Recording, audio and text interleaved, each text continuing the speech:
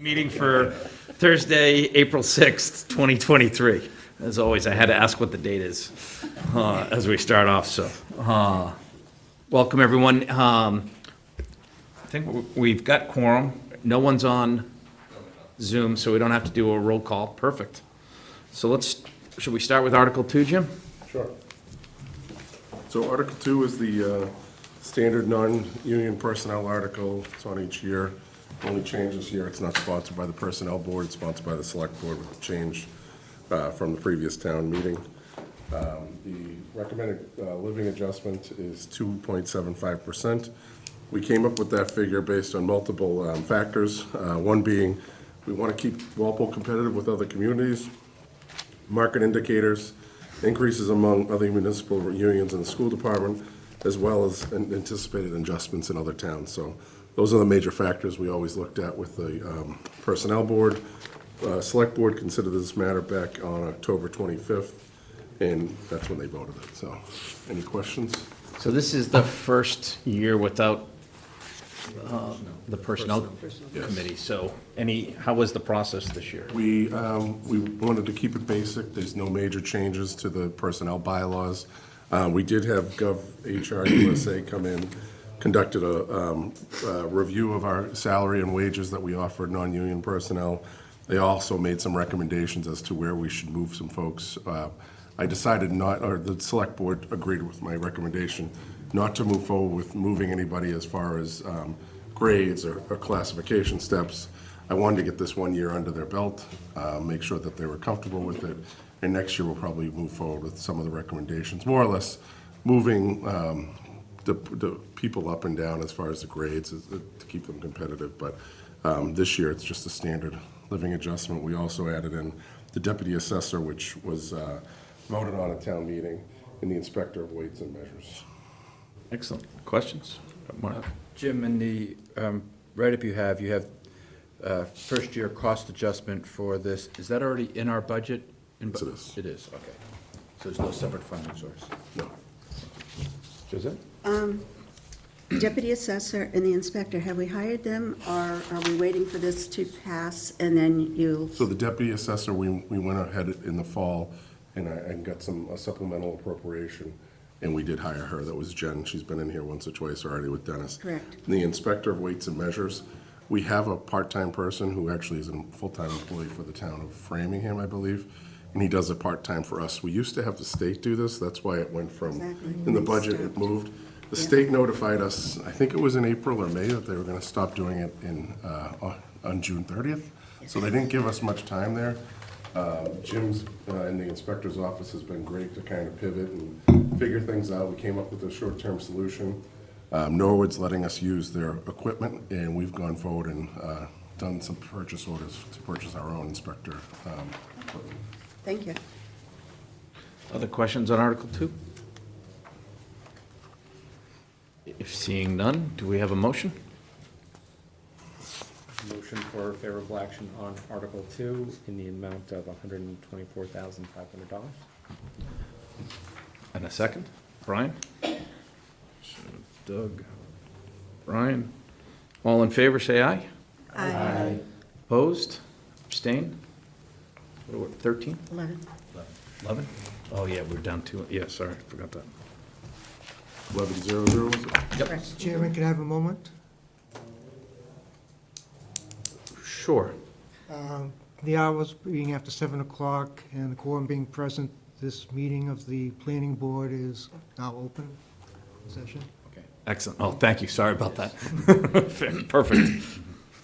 We'll go into Article 4, which is the budget, which we reviewed on February 27th.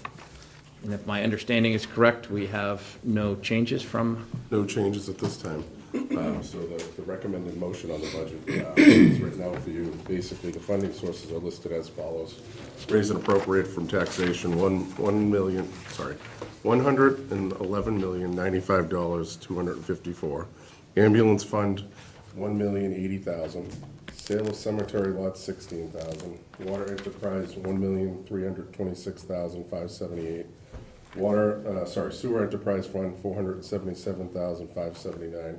and $435,000 from the overlay account. That's a total of 114,430, 14 million. 14 million. Wishful thinking. A lot of numbers there. 114,430,000. It'll be a You're small just as budget. bad. Did I just say the same thing? Jeez. Sorry about that. 114,430,401 dollars. Correct. Perfect. We have a motion? Motion for favorable action? Can I just, Question? question, comment, I guess? We still don't have, we're still using the current local aid numbers that you came up with instead of the higher local aid numbers that the governor has proposed. Yes, that is correct. So- Yes. And I guess my comment is simply that if we do get those higher numbers, we're gonna have a windfall potentially in the fall. You know, we're gonna have a lot of extra cash. And I guess my concern is over the last couple of years, you know, last time we really debated budget estimates or really talked about it, I think was 2018 when we debated the tax reduction. And I think at that point, or the following year, we talked about getting more conservative with the estimates. And I feel like the free cash just keeps climbing and climbing and climbing. I know last year it was 9 million for special circumstances. I'm just very aware of, if we do get that governor's number, we're gonna potentially be looking at a lot of free cash in the fall, and I wanna make sure that, or at least make it known that in the fall, if we have a lot of free cash, I'm gonna be looking to have it move towards like OPEB and Well, we stabilization. wouldn't have the free cash in the fall. Because it wouldn't right, close so out it's till the certified, fall yeah. of the end of the fiscal year of '24, which would be That's right. in That's the right. Yeah, fall so of I'm off a year. 2024. But the idea that we've been collecting a lot of free cash, to me, is still relevant. Maybe we won't have as much this year. But I just I wanna see those numbers kind of get tighter and have less Sure. free cash. So you are correct, Doug. So right now, if the governor's numbers stay in line with what they're at, we're looking at $1,282,000 more than what we originally projected. I don't know if that's gonna happen. It'll be great for the town if it does. It'll be basically an override without going to the voters. We've never gotten that much money in there. But I can tell you, I've talked to the Norfolk County managers, and I think I stated this at the meeting, we briefly talked about this. And the response was, Walpole's really lucky, basically. We're the only, as far as I know, the only town in the county getting this much money. And you're right, if it comes to the fall, we will have to deal with it. And I agree with you. I think we were aggressive this past fall with OPEB. We should continue that. We know we have a high school project that's coming up. It's going to be requesting funding in the fall, probably for about $2 million. And, yeah, I think we'll look at definitely all those. Putting some more money in the capital stabilization account would be a great idea. Thank you. So I have a motion, but it hasn't been seconded. Second. Mark, Seconds. did you do the motion? All in favor? Aye. Opposed? Abstain? 11-0-0. So we've got Article 11 next. Sure. We'll just go through, do Yeah. you want to, So briefly, I'll give you Yeah. kind of an overview. Articles 11 through 16 are the union adjustments. Each year, every 3 years, we have to bring all the union contracts back before this committee and then the town meeting for approval for the town charter. Basically, we have to get funding that's identified in year one for each article, and we also have to explain what changes were made, language changes, anything else that may come up. So each contract, obviously, I'm always asked, well, why doesn't everybody get the same living adjustment or the same language each? They're all separate bargaining units. We have 6 of them on the town side. The only one that's not settled at this time is the DPW. They wanted to push it a little bit more and see what else was out there. So all the other 5 contracts are settled at this point. The unions have voted to ratify the agreements. The select board has voted to ratify the agreements. And they are set to go to be considered at town meeting. So what you have before you, I broke out each contract, the cost associated with each one. So for Article 11, the requested appropriation funds is $97,744. I can tell you that the police and fire department are the most complicated ones to come up with because they have night differential education. They have, in some cases, seniority. As you stay here longer, you get more steps, obviously. You're progressing through the steps. So they're pretty complicated the way we do them. We have to break them out. Each person individually is listed out with the help of the chiefs, their administrative assistants, and we go through to make sure that we're coming up with accurate figures for each one. On the police side, I'm usually asked, well, what's the town gotten in return for the living adjustments that have been included? The most important language that we get, in my opinion, for the police contract is the item outlined as part of the post language, is what I'll call it for short. That's the new changes that Governor Baker, prior to leaving office, signed into law. The chief can probably explain it better than I can, but you basically have to get certified each, I think it's every 3 years, right, chief? So you get certified every 3 years by a commission. Each officer in the state has to go through it. But the state mandated this without any real guidelines or anything. So each and every town out there has been including it as part of their collective bargaining agreements. We identified it in management rights under the first section of the contract. One of the items that the state was silent on is, okay, what happens if you're not certified? You lose your certification for whatever reason. Technically, those people are still employees of the town, and they would have to go through a disciplinary hearing process that may be costly to the town. The union may decide to prolong this. They do have rights. With this specific language, it allows us to basically say, if you're put on post, you lose your certification, you're no longer an employee with the town, long story short, but that's covered in those 2 paragraphs that are highlighted there. That's pretty significant for the town, because that could be costly for myself, the chief, labor council we'd have to bring in, and this employee A could be here for, on our books for months, if not years, to come. Those were one of the major items that we received in return. The second one, which the union worked with us on, is education incentive. Any employees hired after July 1, 2023 will have to phase in their education incentives, which they'll get a third, a third, a third. Right now, employees are hired, they get their full education incentive after 1 year of service to the town. It was a way to kind of earn your keep here. Make sure that you're the right fit for the town. You not only get through your probationary period after 1 year, but the next 2 years, you got to earn that incentive there. And for the education incentive, it's 10% for associates, 15% for 20% bachelors, 25% for masters. Thanks, Chief. So I'll take any questions. Would you like me to move on to fire, or you want to just do one at a time? Let's do them one at a time. The only thing I just add before we ask questions, remember, these contracts have been negotiated in good faith by both parties. We're not here to renegotiate them, and they have been ratified by the union, and they've been approved by the select board. Just more going through the process. I just want to make sure before we dive sometimes too deep and go down the woods on some of these, as we have in the past. Go ahead, Mark. Jim, just in general, for all the union contracts, these monies are not currently in the budget, so these do actually have to stipulate funding source and dollar amount in the article, because they're not in the budget. Specifically, we reserve $X at the beginning of this process for these contracts. So when we raise and appropriate under Article 4, we'll be raising and appropriating that money, and we'll be raising it, we're appropriating it under these specific articles. So it will say from taxation. Right, but I mean, the $114 million that we just approved does not cover these contracts. It does. It It does does. already cover it. Yeah. But they're not, we raise it and we're appropriating it under these articles. So like, I think I know, so under the police budget, these Oh, funds so are not there in is- that budget. They're like, they're not in the extra, I think it's 97,000 to pay for this, the living adjustment. It is not in there. It's in this Article 11. Okay. You have, this is the first year or second year with the state mandating this. Is there anybody grandfathered into it, or is this applying to every officer, no matter how many years of seniority he or she may have? Yeah, so it applies to everybody. What they did is, when this all started, I had to research. Can you just grab the microphone? We've gotten people. everybody can The hear you. recording doesn't work unless you're near the microphone. So back in, by June of last year, I had to certify everybody from last names A through H.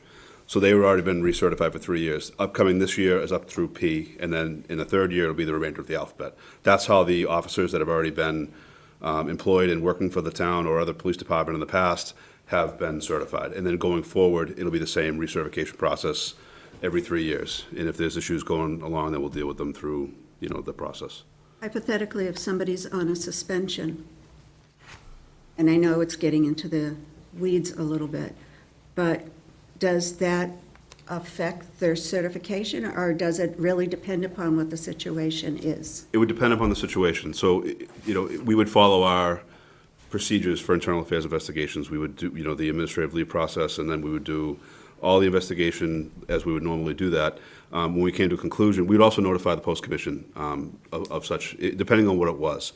But if it fit certain criteria, if it was very significant, that would likely result in discipline, we would send that information to the post commission, and then we would let them know of our findings of what happened. Typically, if it's certain things that are criteria are met, bias crimes, truthfulness, things of that nature, the post commission will then take action on their certification. So it really, we haven't had that yet. We're trying to work to figure out how this is all going to go forward. They do have a disciplinary process, a hearing process, that due process for the officers through the post commission, that they can appeal any type of ruling from the commission. We haven't experienced that just yet, but that's all in place right now. And we're all, again, admittedly, we're working through it. It's new for everybody, and we're working through it as well as the Commonwealth, as the state is. Okay, as a follow-up, if the situation, does the commission get involved if this is something that's happened in the past? Or is it strictly for what is going on since the implementation of this? So we had to send disciplinary records for all of our previous officers and officers that had transferred to other agencies. That was all done last year, and we just sent an updated list, just, March, we did that? So they changed the criteria, we resent a whole other list. That all was sent to them. What they're doing with that information, we haven't had any indication they're looking back right now. That could happen, especially if it was something significant. We don't have that issue right now with anybody that's employed by our department. Correct. But they could. I guess, I don't know what they're going to do going forward, but the idea is that they would have that information, they'd put it in a database, and then they'd do with that what they will. How many are on the commission, do you know offhand? I don't know the number in front of me. Okay. Quite a bit, quite a few. Okay, because we're just one small community with X number of officers, and you multiply that by over 300 communities in the state? There's a significant support staff, from what I understand, that they've been trying to get in place since this all started. It's been a process. We're waiting on a lot of guidance on how to do certain things. We just send stuff as we need to make sure we're ahead of it, but this was a set of portals for us to send complaints, and it's supposed to be people that do the data collection, people that do the analysis, and people that do all the other different stuff, accept complaints. They're working through that. It's been a process, because it's all been new, but they're making some headway, and they're getting there. But it's going to be a significant organization. Thank you. Jean, did you? Just a clarifying question through you. In the, number 8, the educational incentive, it says this provision shall not apply to transfers from other municipal departments. So my assumption, and you can clarify, is that you would take into consideration all of the educational attainment at the time of hire? Correct. Thank you. You're welcome. Scott? Jim, just a quick question. The dollar amount's nice, but what's the roughly, for each of these articles, the COLA amount? Like, is it I know the 2.75, I know it's all with, you got steps, you got a lot of stuff, but it's. It varies between each of the union. I can tell you, we were pretty, let me find my notes here. I tried to keep it pretty consistent for year one so we could budget appropriately. Most of the unions were, I can tell you, for example, like the police union was a 0 to 2%. I say 0 because, I'll give you an example. We added a step one. Throughout the life of that contract, that step one remains at $1,039.21 through every year of that contract. Reason being here, we're calling, year two, I'm calling it a training step. Year three, it's a training step. More or less, once the officers, people get hired, if they're new off the street. They're in the academy for 6 months? 6 months. 6 months. Then they come into Walpole, they're in the cruiser with another officer for another 12 weeks. 12 Yep, 12 3 weeks. months, yep. So we're saying, okay, we're gonna call it that first year is gonna be a training. But the rest of the officers are getting a 2% COLA. Year one of these contracts for all of them, I think there's one that may have a 2.25 in there. I tried to keep it pretty consistent because one, from the get-go, I explained to the unions, our budget is pretty much all set for this year. Starting in November, we did all this work, and they understood that. That's been pretty consistent over the last 2 or 3 contracts. Okay, thank you. Brian? Through you, Denny. Just on the sergeants, are they reducing the steps in year 2 and 3? So what we did on the sergeants, and again, the union agreed to this, the way it's set up now, it's confusing to me when we go, I don't like the way it's set up, because for the regular patrol officers, we have steps 1 through 7. But for the sergeants, we have steps 4 through 7. So they started at 4, right? So in year 2, we just went ahead and said, let's separate them both out and go 1 through 4. Okay, thank you. Any other questions?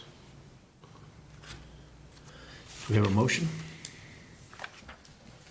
Motion for favorable action on Article 11.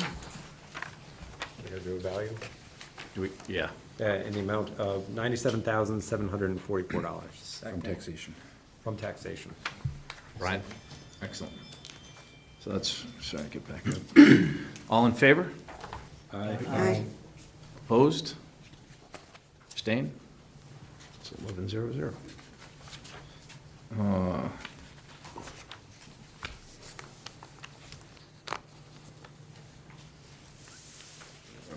Where's Doug?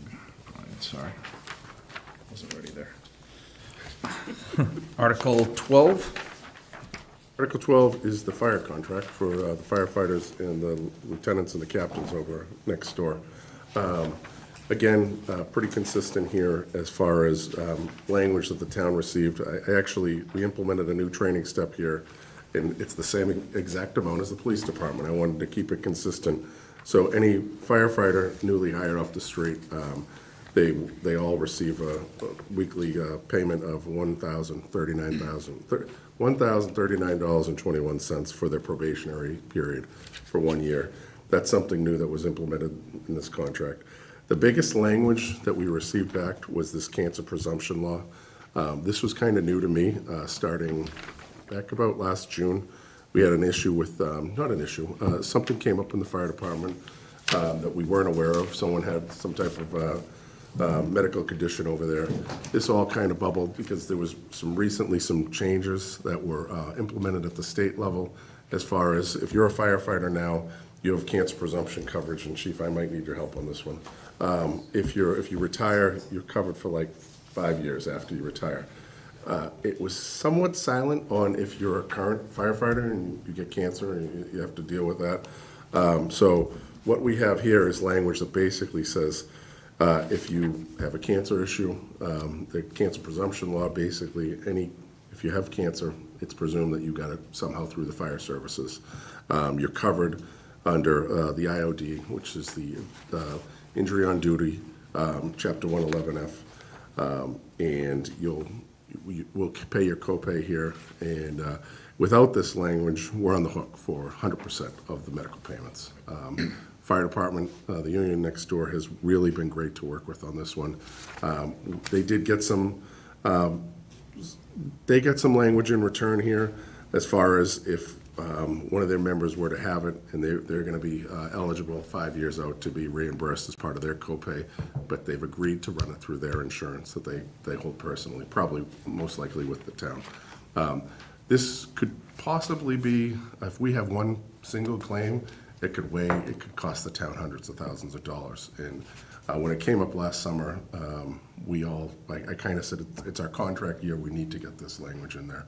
And we were successful in doing so.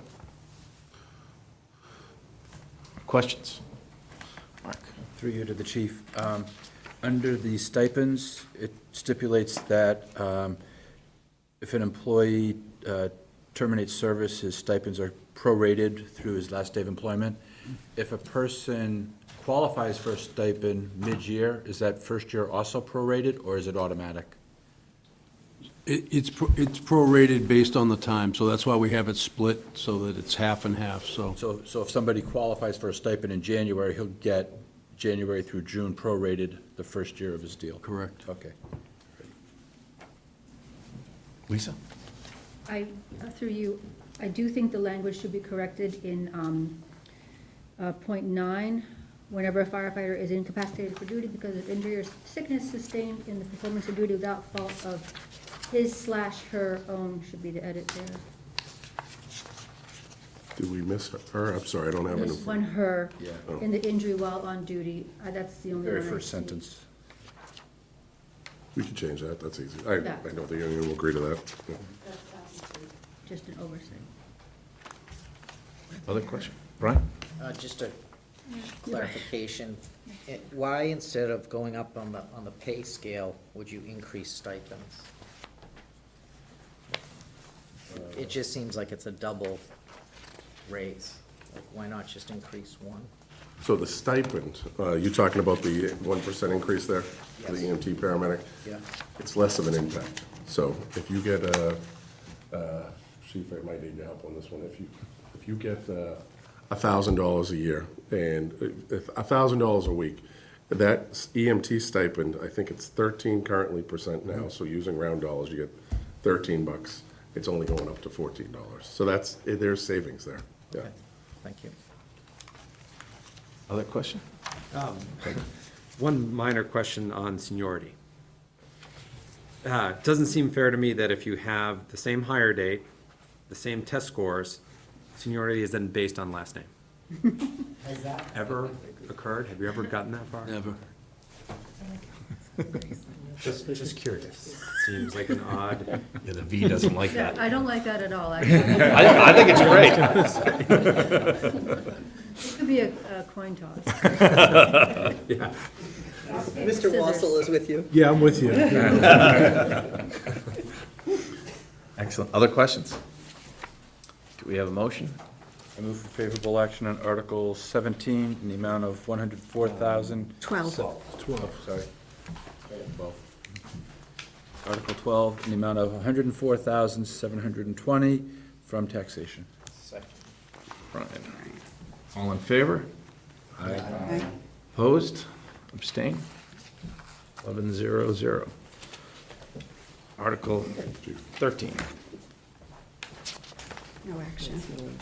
This is with the DPW, which hasn't been agreed on. at this So point, right? recommendation on that one is no action at this time. Hopefully, we'll have it done by the fall. We have a motion? Motion for no action on the DPW contract. Second. Mark Kathleen. All in favor? Aye. Opposed, abstain? 0-0.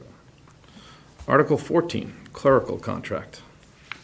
Clerical contract, requesting an amount of $22,469 to defray the impact for FY '24. So with this one, to get to your point, Scott, it's a little bit, we got a little creative with the year one impact. We actually did a split with them.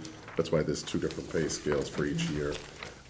So they did basically a 1.5 on July 1st and 1.75 on January 1st. So the net is roughly 2.6 something percent off the top of my head. We were able to get a few items in return. Some items as far as management rights with the current job descriptions. I know this may seem like a little thing, but it was important to us to be able to make some modifications to the job descriptions. We obviously want the union to have some input in there, but we kind of want to put a time limit on it, like 14 days. So that's what we went ahead and did. They also provided some language if a position becomes vacant, if it's a C3 or higher, we can look at it and see if it should be downgraded or not, depending on what the duties and qualifications of that position are. Something big that's been on the negotiation table for dating back to when I was the assistant town administrator, which was taking the assistant town clerk out of the union. I'm happy to say that the union was willing to do that. We basically are going to phase it in over the life of this contract. That's the only basically assistant or deputy department head that's in the union there. And the union agreed to phase that out of the contract, so that's a good thing. I don't think Laura's doing a great job as the assistant town clerk. I hope she stays in that position for a long time, and the plan is to just simply pull it out of the union and keep Laura where she is as long as she's willing to stay. That's really about it. Any questions? Questions? Scott? Staff assistant and senior staff assistant, like, could someone enter as a staff assistant and then just get promoted to senior staff assistant, or certain positions already pre-designated for those two roles? All of the positions are already pre-designated. They're funded at a certain dollar amount, and they stay at that dollar. If you get hired as a C1 in the clerk's office, you're that C1 until another position, a C2 or a 3 becomes available that you're qualified for. So it won't. It's not a longevity thing, you've been in here for 3 years, now you're promoted. No, to- it's okay. based on the job description. Okay. Did you have one, Jean? No, I'm all set. Oh, Josette, sorry. No problem.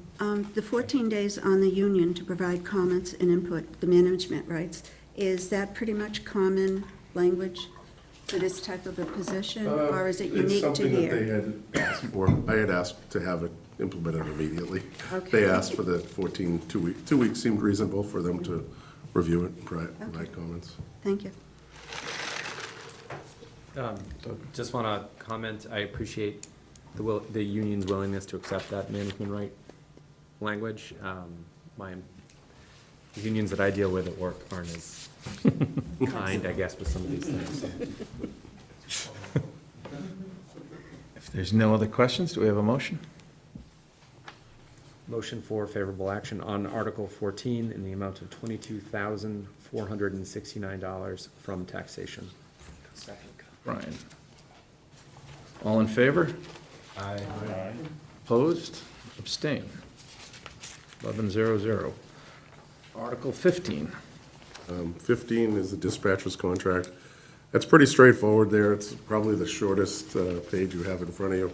Just a few minor changes. We had a Juneteenth in there. And I think they asked for clothing, I think $100 in clothing. First year, the COLA was 2.25%. Questions? Seeing none, do we have a motion?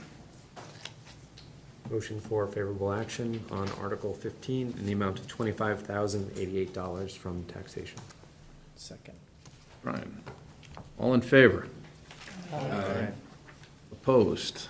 Abstain? 11-0-0.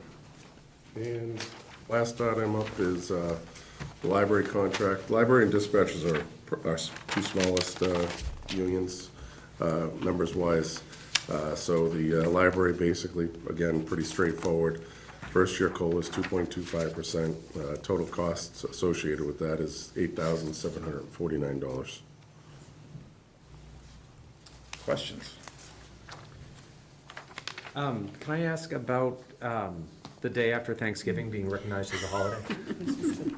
That's something that the DPW contract has in, and Clarifus has it in too, right? Yeah. So this is the last AFSCME union on the town side to request this. All the other two AFSCME contracts have it, and it seems something, it's pretty low-key that day.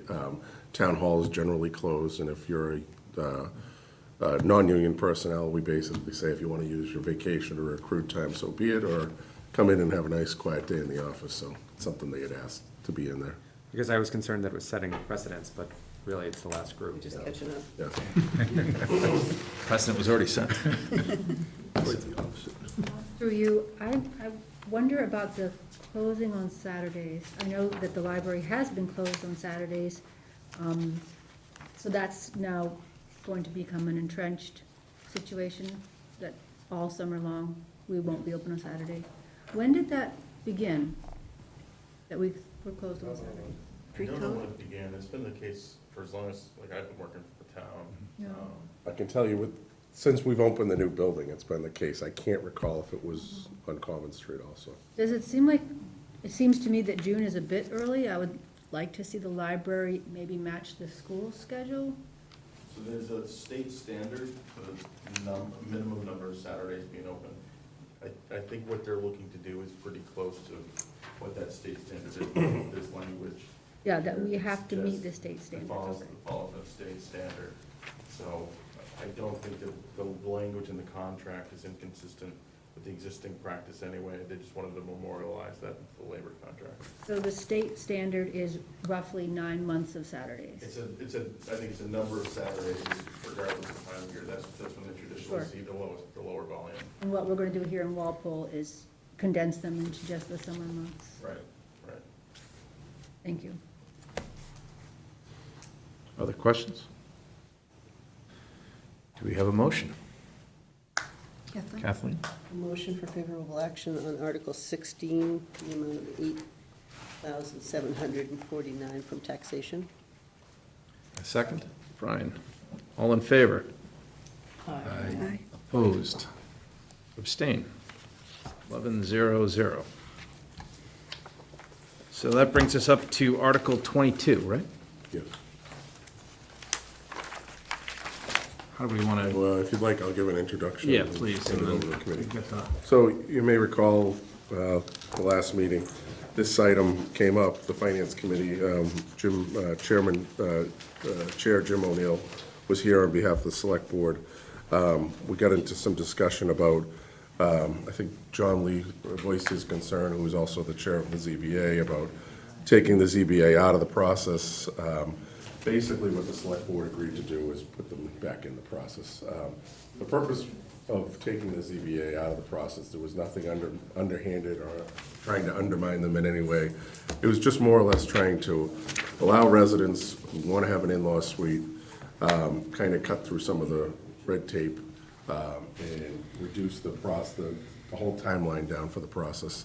And also try to save them some money, where they wouldn't have to really hire an architect, an engineer, or a lawyer to come in and represent them before the ZBA. I understand that people want to have their say in the process. Neighbors should have the input. The Select Board also understands that. They decided to place it back in. So basically, the authority would still go through the ZBA. They just kind of reduce some of the requirements. So just took out the language that said by right. Yeah. Excellent. Do we have questions? Does the planning board have any statement on this to start, or? John O'Leary, could you explain that last part again, Jim, please? So basically, they agreed to place the ZBA in as the permit granting authority. Okay, so they're doing some scrivener stuff, but they're taking away the part that's changing SPZ to A. Is that correct? You want to speak to it? Yes, it's gone from being as of right back to special permit. That's why the table has been removed. It's staying the way it was previously.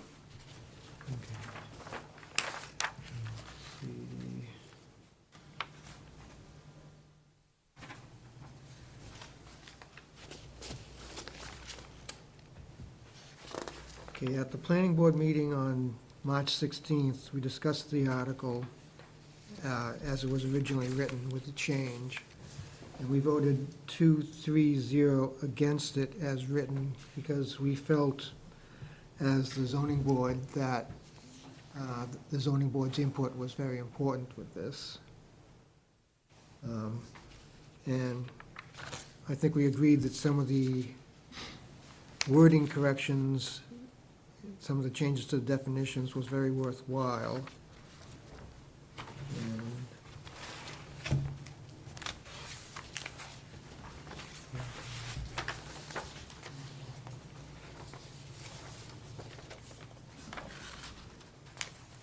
I guess we had a question on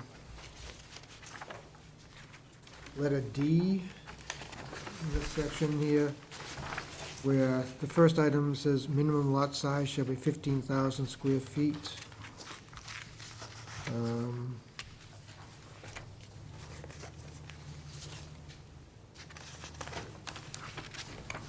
Excuse me, John, could you pull the microphone closer to you? You're so Sorry. soft-spoken. I can't hear you.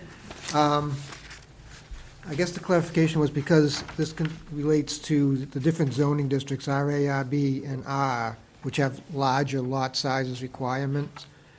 I want to make sure that we're still looking at it, not allowing, just because it's an in-law suite, to have a smaller lot.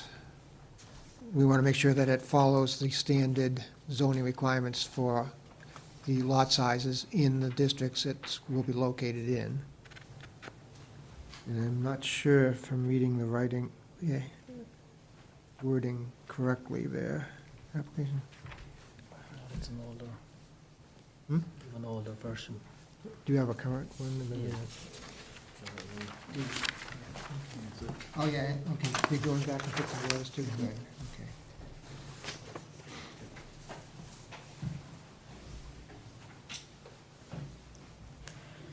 Okay, that's pretty much what it says. Okay. Phil, Sarah, did you have any comments? Nope. Just need you at the microphone. Any microphone works. Right here. Right there. Yep. Philip Sharofsky, member of the planning board. I was one of the two members, along with Sarah, who voted in favor of the original way the article was written. I don't think we should really make more challenges for people who want to do accessory, for doing an in-law apartment. It's not a whole lot different than if they're just doing an addition. You know, we don't require someone to do an addition to have to go and get a special permit. I think as Mr. Lee mentioned, they've approved all of the ones that have come forward so far. So as we have a housing shortage, we should make it easier for people to do an in-law apartment. So I stood in favor of the article as originally written. I also go forward to say that I don't think we should have the requirement that it be a relative, and I know that would fall under the accessory zoning. Because if you look at it, if somebody had a family member who wasn't within the 3 levels of kinship, or it might be a good family friend, or it could be so many situations you could think of, and that person would not be able to, use that apartment, or their family would not be able to help that loved one.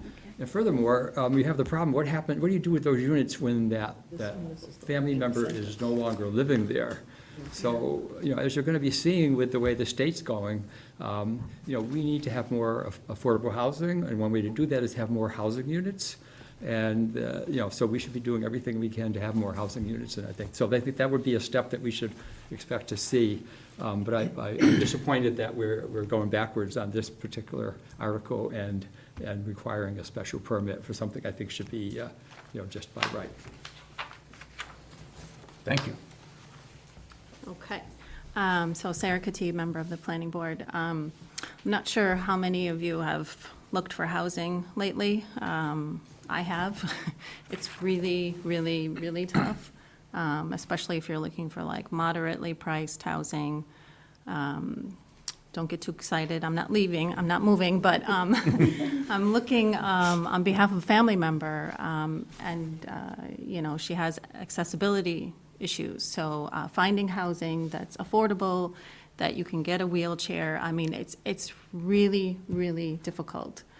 And I think the town and town leaders, and I would include, members of the finance committee as town leaders, that we should be doing whatever we can to help residents, house their loved ones, to help people find housing, to stay, close to family, close to the supports. And we should make it by right. It really should be by right. So I was pleased when the select board made it by right, disappointed when they took it away. And also, we shouldn't just not do something because it's difficult, right? It's going to be difficult to convince town meeting members to approve this, but that's not a reason to not do it, right? I mean, if it's a good idea, if we have good reasons, if we think it's gonna support the town, support our residents, then we should make the effort to approve something that's gonna be beneficial. I also just wanted to stress that special permits are discretionary, which means that they can be denied. The chairman of the ZBA, Mr. Lee, mentioned that many of them have been approved, which is good. But I can tell you from personal experience, I went through the ZBA to get a in-law special permit. And the ZBA at that time did not want me to have a door separating my main house from the in-law. I wanted a door. They said that they would not, or Mr. Lee said that he would vote to deny me if I put a door. So I put a door. But the point is, they are discretionary, which means that everybody, any applicant who goes for a special permit knows that they can be denied. And so all that cost and all that effort to go through the process, it's not guaranteed.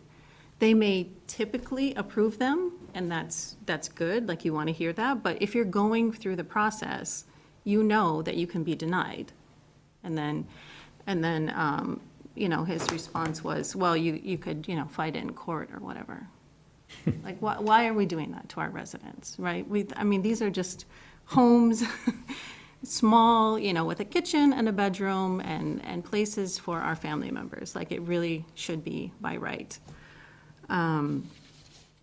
And then also, I meant to look up the statistic, but Walpole, like everywhere else, we're having an aging population, right? And so we really should be forward-thinking. We should be looking for where are we going, what kind of housing options are we going to have for our aging population? And so changing it back from, you know, by right to special permit, we've really done nothing. I mean, this is not worth passing, in my mind. I mean, you've added some definitions, but that's it. I mean, I frankly don't think it's worth the time. So if town meeting were to, you know, put a substitute motion or something and make it by right and pass that, I would be in favor of it. But this one, I'm not. And it's disappointing that we had an opportunity to advance the town, and looks like we're not going to do that. Tell you what, let's ask some questions, and then I'll come back to you. Well, I have two questions. One is directly responding to your last point. So with these changes now, is it just making it more restrictive for someone to build an accessory in-law unit with these changes, with the other requirements of the limits of 2 bedrooms, the definition of the limits on, you know, things like rentals or water meters? And so, to your last point, is it even worth approving if it's just more restrictive and also discretionary? And the second is probably for Phil.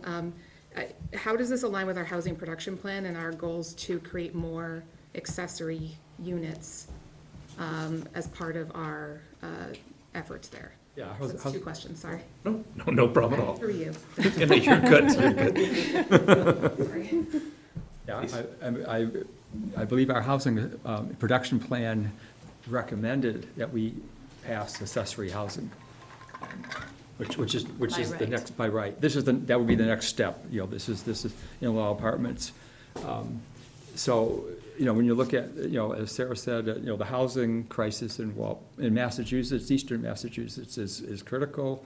You know, even though you might think by special permit, it's just another little process, it's not. It's a big expense, so it's an impediment. A lot of people may then not even want to try to do it. So even though a lot of, you know, I think as Mr. Lee said, all the ones that they've seen, you know, have passed, we don't know how many might not have even been come forward because they, you know, it's just because of the expense and the time. It's not an easy process.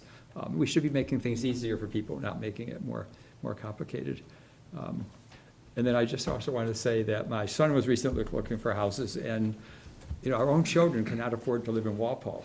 So we, you know, this is not just some hypothetical thing. All of us have, you know, if you have children in college graduating, you know, take a look at where they would live, if they might be lucky to have a high-paying job, depending what industry they're in. But a lot of our children may do careers in industries that don't pay as much. Teachers, firefighters, police, social work. I mean, when you really look at so many careers, which people we need so badly, and we're very proud of our children doing those things, they're not at the income level that can really afford a house in Walpole for at least at the beginning of their career.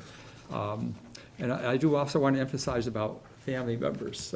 I know that's not covered by this, but, restricting family members, I know that might have some implications on state law, but I would be very concerned if you had a family member who may be an uncle or not within the three levels of kinship. You could not help them. It may be a family friend who you look at as being a family member. So you have no discretion there, so. But that's not here on the table. What is on the table is restoring or, going back to the original wording, making this by right, which should really, I think, be a good step forward. Other questions? Can I? Oh, yeah, So just Want to answer? answer. Sorry, yeah, sure. Kind of lost track where we were, sorry. So, in my opinion, it doesn't really make it more restrictive. It kind of just keeps the status quo because it just means that there's a special permit required, and that's what's required now. Just a few definitions. As a follow-up to that, and I would think that we would want to incentivize people to go through the building inspector to build things that are safe and appropriate within their homes, and more restrictions could lead to people, and I don't judge human behavior, but could lead to people making developments without going through the proper building inspection process, and may not build things safely with the proper support and infrastructure that we require by our zoning bylaws, and I don't think we should incentivize for people going around the system or for bringing a friendly uncle in without telling anyone. Mr. Chairman? Yeah. As a follow-up on this, a lot of the restrictions in the in-law bylaw are there to prevent bypassing one of the basic rules within the zoning bylaws. Multifamily units are allowed in GR only. By using the in-law street bylaw, it would allow potential for a two-family home to be created in residential A, B, or rural. So the restrictions were put in here to say, okay, you want to bring a family member in? Okay. When the family member either has to leave or whatever the case may be, it's a one-family home again. They didn't want to build in a provision so that the in-law passes away, moves away, and suddenly they have a unit here and they rent it out, which goes against what the majority of the bylaws are for multifamily units. So I just want to point out Let me that ask the that's question one of the here. reasons why it's worded, has so many restrictions in it. Yeah, but even if it was by right, those restrictions still apply, correct? Yes. And it's not changing the kinship. The way the article was written originally and here, it still has the kinship requirement. Yeah. That would be a different change. The only difference is if I wanted to do this, I just go get a building permit like I would Yeah. any other addition. Yeah. Yeah. Because it's by right. If it wasn't by right, I have to go to the zoning board to get A special a permit. special permit. Okay. And note that when people do an addition, no one requires a special Yeah, permit. There's no yeah. hearing. So the building commissioner would be, an engineering department, they do their job and they make sure that if people are doing an addition, that they follow the building code in the same way. If someone was doing an in-law apartment, they would also be following the building code. And neighbors would not have a right for an addition to go and look at what you're doing. And Yeah. you wouldn't expect that neighbors should have a right here either. So I can assume the two of you voted in favor of this. Yes. Most definitely. I was one of the three that voted against, yes. Can I just get your thought process, if you don't mind? Basically, what we mentioned before, the three of us, if I may speak for them, were primarily in the same opinion as Mr. Lee, the head of the zoning board, that it took away an oversight that we felt was necessary to make sure that the in-law suites created followed the guidelines set out and didn't allow sidestepping any of the other zoning bylaws. So we felt the oversight was the key factor that we wanted kept within the bylaw. Okay. No, so it's really just kind of a different opinions on the same topic. Perfect. Sorry, Lisa, go ahead. That's okay. So all the guidelines are here. It seems to me it shouldn't be too hard to make a set of rules for a small addition to a house that happens to have a kitchen in it, and then have that just be the process. And to make people go through the step of then having oversight is stupid.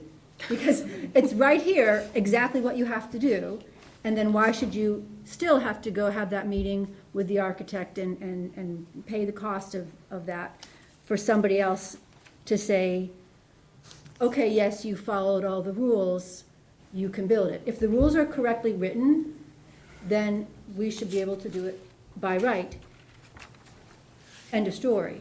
If the rules are not correctly written, let's write them better, so that we're sure that, I mean, it's not a question of oversight, it's a question of what we have the right to do with our own property. And we can decide that as a community, and then write it, and then everyone follows the same set of rules. And nobody has to apply for any special permit, it's just the rules. But it seems to me now the only way forward is a substitute motion, which Well, would be sorry. a complicated slope. I mean, is that the only thing we could do now to? So I will say, the original motion, prior to you coming in today and talking, the opinion that we had heard was that there was language and concerns with the way the numbers and the cross-out and the strike-throughs went to create some confusion, so. There was the- that I think element that also, concern still That seems exists to have- from the Yeah. chair of the planning board. Which we have sent, so part of the It idea. looks like they've corrected that in the new version here. 'Cause Yeah. if you wanna look at So that. correcting those, but not putting in the, or taking out the by right. So, and when we met at the last meeting, was, hey, let's do a substitute motion with the cleaned up strike-throughs and punctuation and any of the other changes. And then the question was raised by Mr. Lee about the by right and concern there. And so we decided not to vote on it. The select board came back and said, hey, we will propose, if the finance committee so chooses, to have an alternative motion changed that cleaned up the language, one, and two, removed the by right. Sure. So General- anything that comes up now, we can change however we want to do it. General thought from the four members, so it was a 4-1 vote on behalf of the board to offer up this substitute motion. The general thought was some change is better than just keeping the status quo. Right now with the status quo, and I'm looking at Jim, there's some issues there with, as far as, I know Sarah said, there's definitions, but it can get very messy, and Jim can speak to it much better than I can. But these clarifications that are included here will help the residents and the people who are going forward for them, because it specifies a kitchenette's in there. It's not allowed as a rentable unit. It defines specifically what a third degree of kinship is. It provides better clarification for the inspection department here in Walpole. The thought process is, you need a 2/3 vote to get this past town meeting. If the chairman of the zoning board gets up and voices concern about it, obviously he's well-versed in it, probably better than any of us in this room are, with the exception of Jim. And the planning board voted 3-2 not in favor of it. It just didn't look like we were gonna make any progress at all on it. Sarah's right, a substitute motion could be offered up. If this committee wanted to offer a substitute motion, I would tell you that one thing that was deleted, we actually deleted two things. The use table was deleted because in the original motion, it was delete the following uses in this table as the permit granting authority, the ZBA. So that's no longer needed because they're not being deleted. And you would also need to delete the zoning board as the permit granting authority there. So it's complicated, it can be done, of course. And if I would offer, if Sarah or Phil or anyone else wanted to offer substitute motion, people come to us, meaning my office, and I'd run it by just to make sure it's written, we think it's written the right way, but that could be done if the moderator would allow for it within the purview of the article. So I would just add, I did talk to Jim O'Neill, who's and just to emphasize what Jim Johnson just said, a lot of Jims. Yeah, he was, without speaking for the whole board, wanted to said something passed is better than not getting everything passed at this time, and felt as though with the by right, it would not pass. He didn't think it would pass at town meeting, and thus the reason for removing it now and then getting this one done, and then in the future be able to come back if they so choose to go from there with just that one item for discussion rather than multiple items at the same time.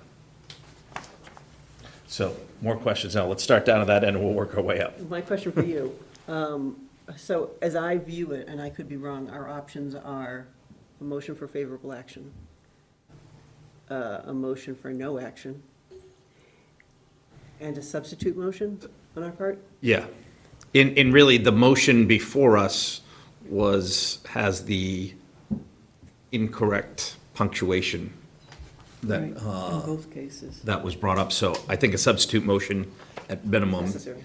is necessary unless the decision is no action. So just a clarification. The 4 things, Kathleen, actually, the way I see it is. Thank you. Motion to refer back to committee, because on a zoning article, I believe if you take no action, it goes on the table for 2 years. That's right, thank you. You don't want So, to. that's the other one I'd add in there. Can I just add one other thing? I know there's been a lot of discussion, like an in-law creates a two-family. The size of the in-law is restricted to like 33%. Or, if it's a large home, it has to be under 1,000 square feet. So you're not getting like a two-family, I mean. So it's a 1 1/3 family. Yeah, yeah, I mean, so I hear that a lot, and I just wanted to respond to that. It doesn't have the appearance of a two-family, it's restricted in size, it's restricted in bedrooms, and, there are restrictions here. And then, one other thing is, if FinCom wanted to do a substitute motion, it's not an easy swap, so it's a little bit complicated. I don't know if you want to do that or not, but. Well, I think we have the language that was corrected from our packet from a week ago, right? Yeah, so. But did that correct? I corrected the punctuation. There was some other, like the deed, like filing the deed, was that correct? Important. Sarah, do you have the new because- packet? I have what you have for today. Oh, okay. So the deed Yeah. situation is no longer relevant because the zoning board is still part of the process. There was Right, something but about if recording, yeah. town meeting wanted to consider it by right, it has to be fixed. Yes. So which And it's was not. in our And I packet don't from think that version was ever done. a week ago. We did have a version that was put forward, cleaning the language that still had the by right. That was on the meeting on the Still had 27th. issues or no? We figured out a way Did to you- fix it. Was that fixed, Jim? Do yes, you know so what I the- mean, The main issue from the last meeting between as of right and special permit, the main condition that the board here made was on the number D9. It says accessory in-law shall not be used as a business rental, commercial rental, and seasonal rental. Yeah. That was one of your corrections on it. No, I was looking for the one we did Yeah. before. I don't And know. there's This is one of the this, original which has ones. to be, This has to be with the old one. This has been remedied back. right, So we but go- if, we go as of right, we have to bring back in the table. Right.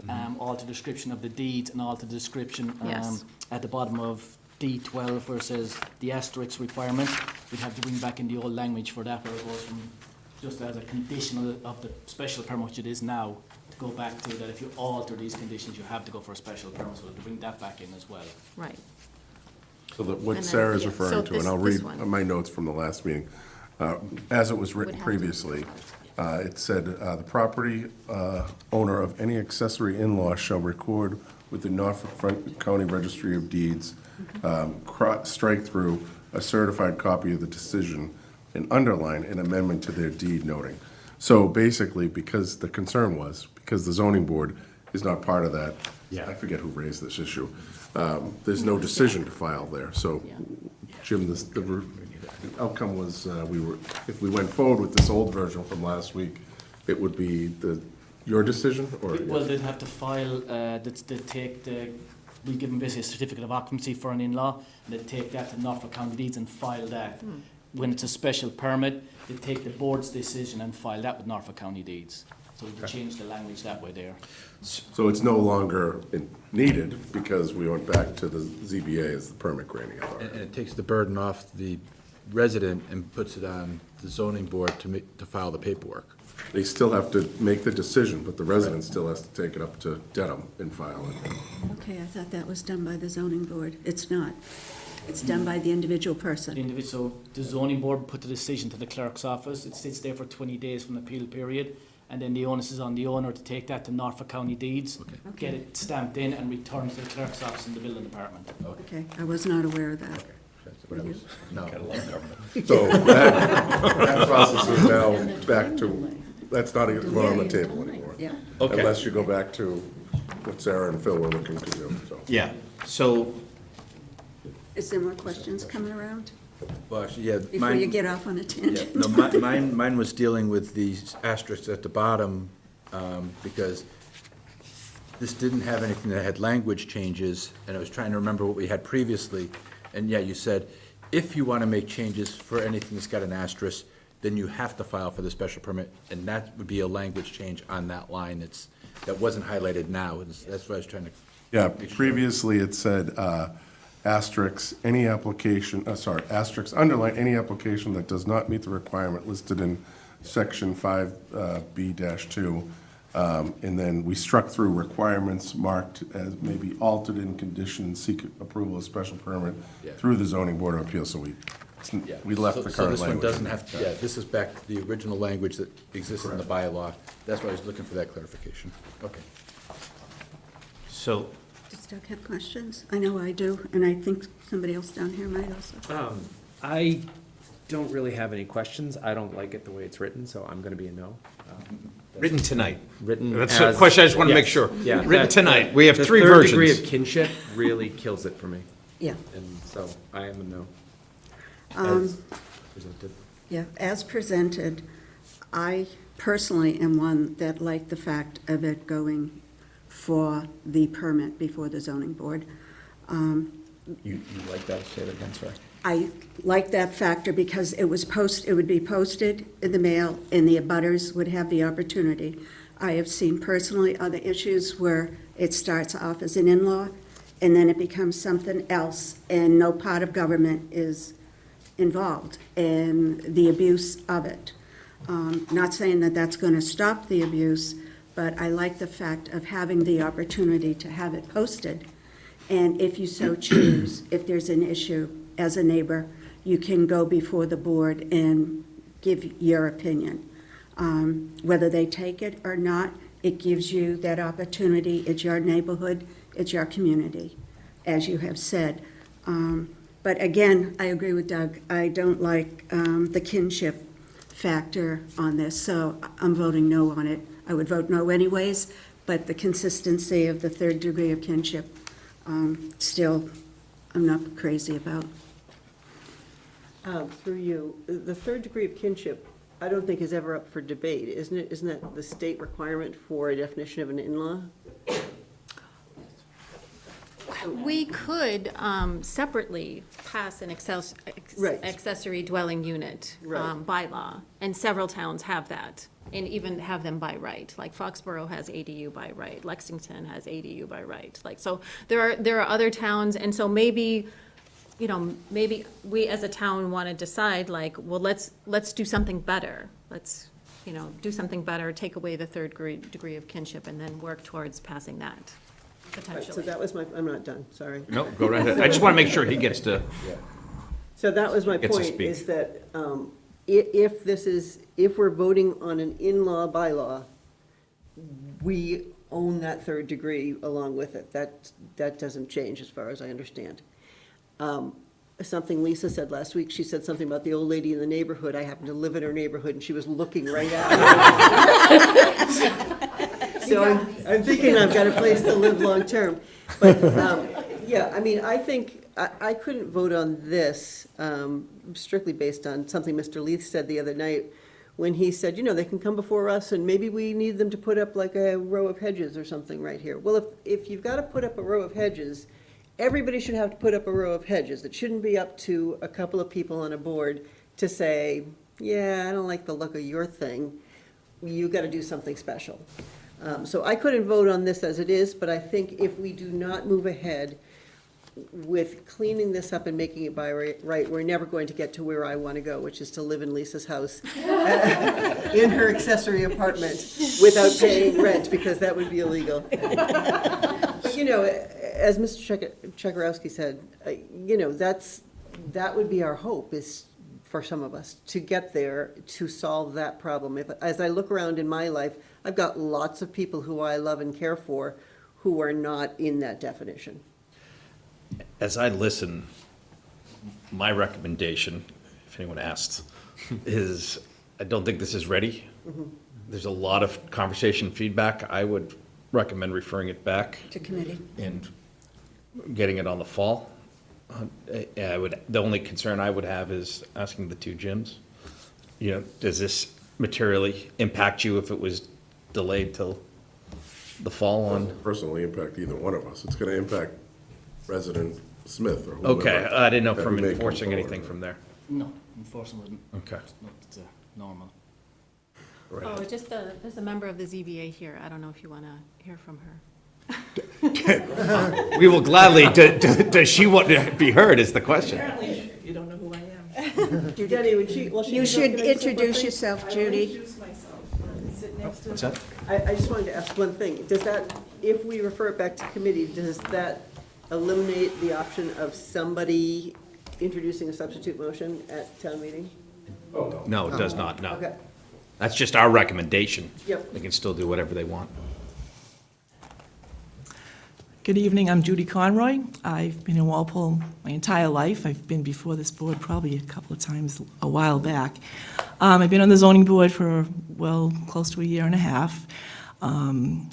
Been actively interested in zoning because I've personally appeared before the zoning board many years ago for various personal business situations, so I've been on both sides. During my last months on zoning, I've kept a list of ideas or little sticking points that were in the in-law apartment bylaw that we heard cases through. They were minor, but I think with the language, and I believe that's what we ended up doing, was cleaning up the language. There was no purpose or no definition for in-law, so that we added that. We changed a few things as far as exterior landings. We changed, we did list, no more than 2 bedrooms. Someone earlier mentioned 1,000 square feet doesn't really constitute an apartment, but take a look downtown. Their apartments are 600 square feet now, and they call them 1-bedrooms. So the idea that you have something like that in your home and you don't want to call it an apartment, it's still an apartment. We choose to call it an in-law suite. We're not calling it an accessory dwelling unit, which is another set of rules. And yes, I'm aware that they are in other towns, but we do not have that. The added expense to the applicant, to my knowledge, if they're going to put an addition on, they're still going to have an architect or an engineer. And since I've been on the board, I have not seen a lawyer. It's been the homeowner and their sometimes architect to come with them. The additional expense of the $150 to file for the special permit application, and whatever the fee is for the abutters list and mailing to abutters by first-class mail. It's not like the planning board where they have to do return receipt certified mail.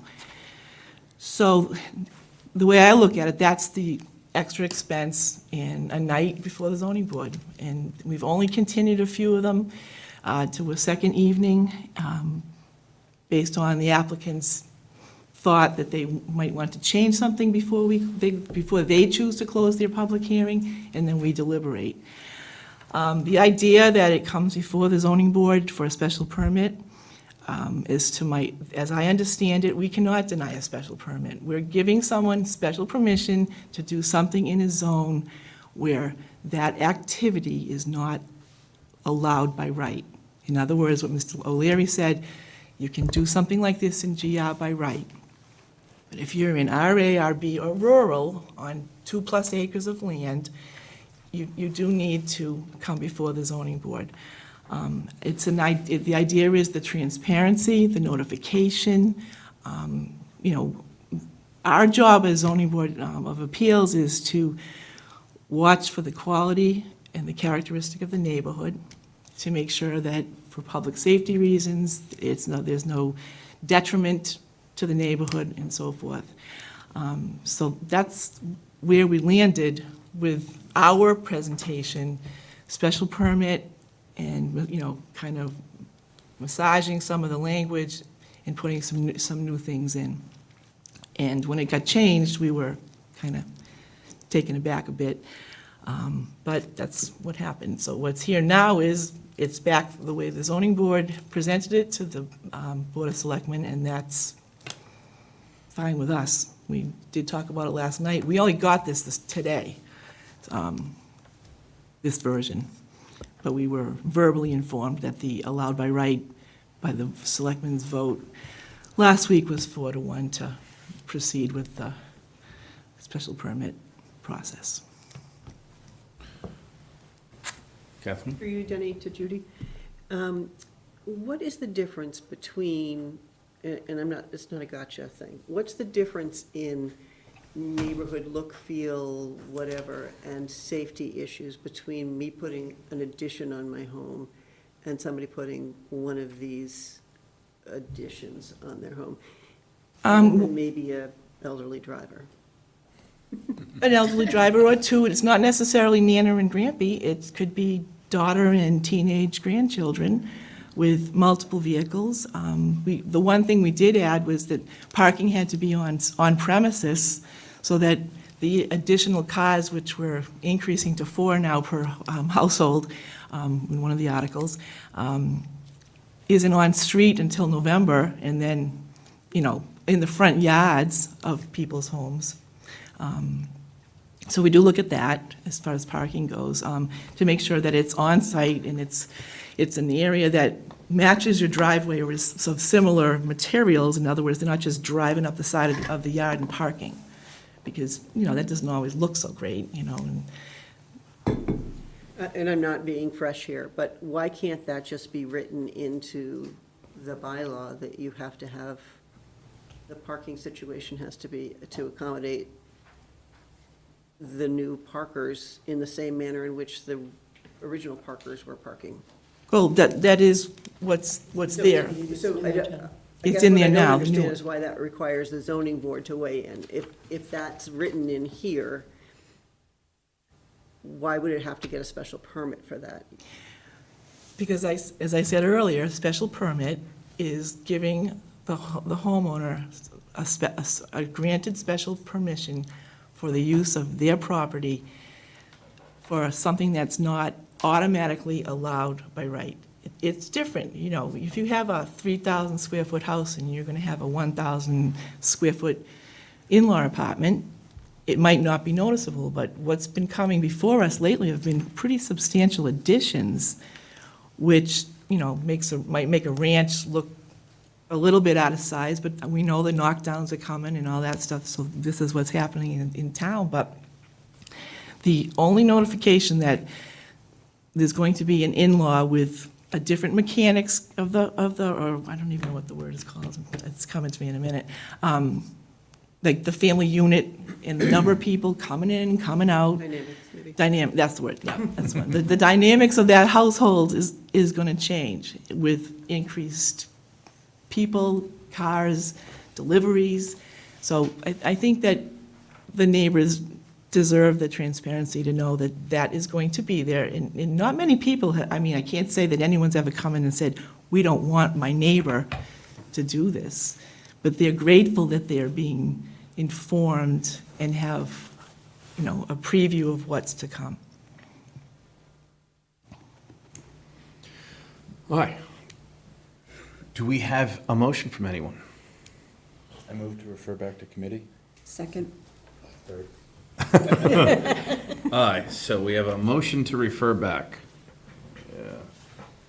And if that gets defeated, you can put another motion forward. Can I just add one thing? I know the motion's on the table, but I also want to say that I don't want to diminish the work of Patrick DeShane, who I think has done a phenomenal job. And the last time he was before us, he was professional and he knew what he was talking about, and all the hard work that the building commissioner put into this, as well as Patrick, to go before all these boards. I just want to acknowledge that. Yeah, I was very impressed. Yeah. Absolutely. Absolutely. Can you please share that with him? Because I don't know if he watches the YouTube. There you go.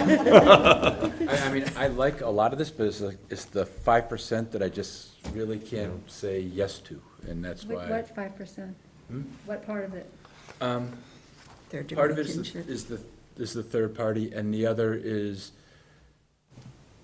we've talked about rental and what happens after that person leaves, and it's like, we've fixed the rental for the most part, but I think there's still a gap there about how you transition that from an in-law apartment back to, it's part of your residence now, and what you're allowed to do in there.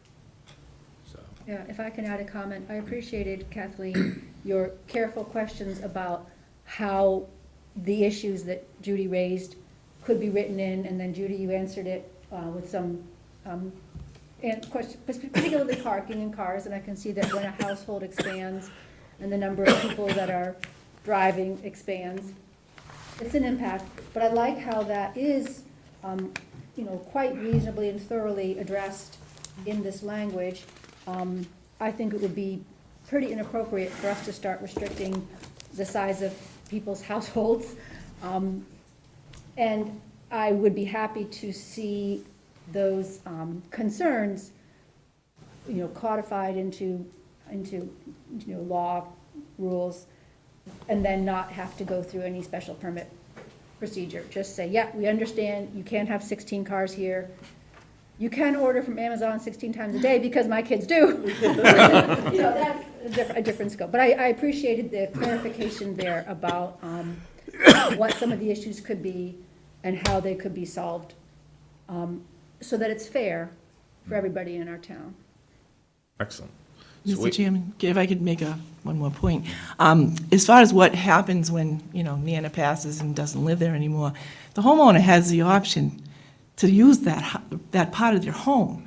They can leave the kitchen there. They can have their teenage children live on that side, and they have peace on their side. They can take the kitchen out.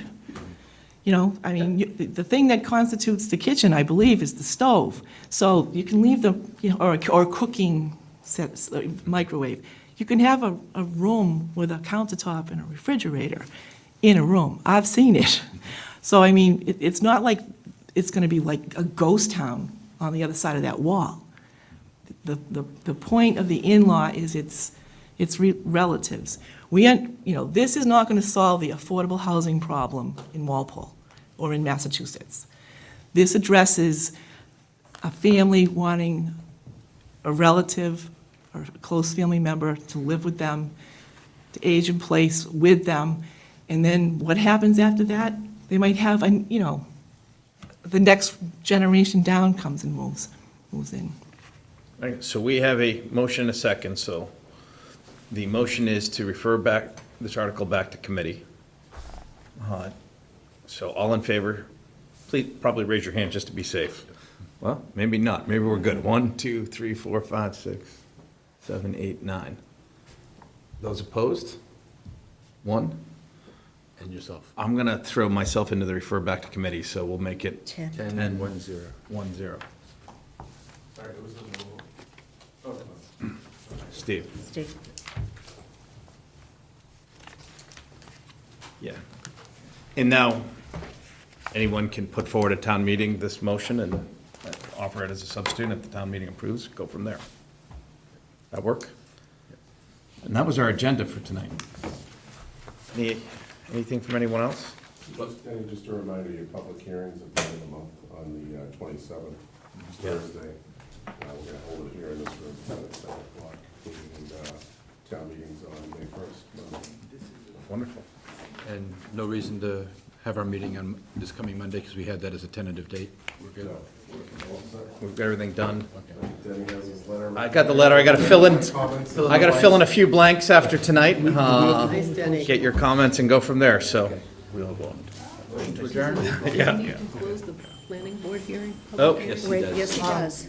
Just question, so the only thing up before FinCom tonight was Article 22, none of the other zoning articles? This one's crazy. We already voted on the other zoning articles. That was the only one we had not voted on, was Article 22. Yeah. To me, actually. The other two were, Getting ready to adjourn then, is that correct? you can. Okay. Yeah. I'm just, so I gotta do the same. See, Flip this single family Do you over. have any? I think you had, I got one person, so two people. They start renting, you know.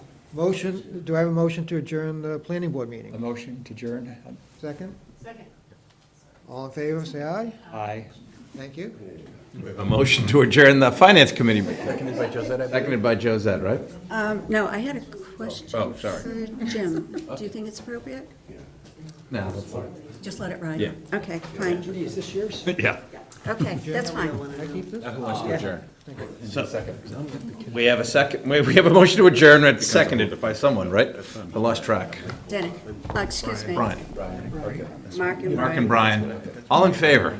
Aye. Opposed, abstained. Perfect.